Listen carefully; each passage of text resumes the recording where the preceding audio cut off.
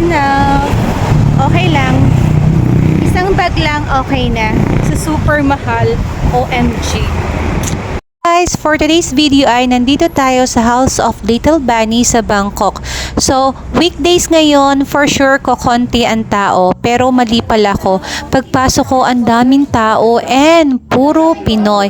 And lahat sila ay nagla-live selling. So, na-miss ko naman ang pagtitinda. So, relate na relate ako sa kanila kasi dati nagtinda din ako ng mga beauty products, tsaka mga dress at kung ano-ano pa na galing dito sa Thailand. So, nakaka-muse, relate ako sa kanila.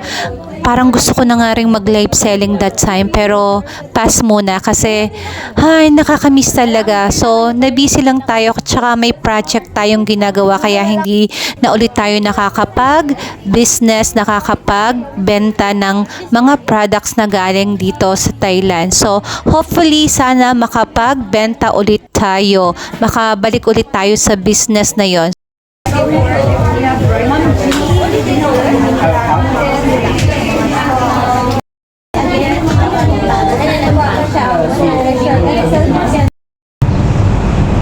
Grabe, ang dami namimili. House of Little Bunny. House of Little Bunny. And look, isa lang ang nabili natin. One is enough. Okay lang. Isang bag lang okay na. Sa super mahal, OMG.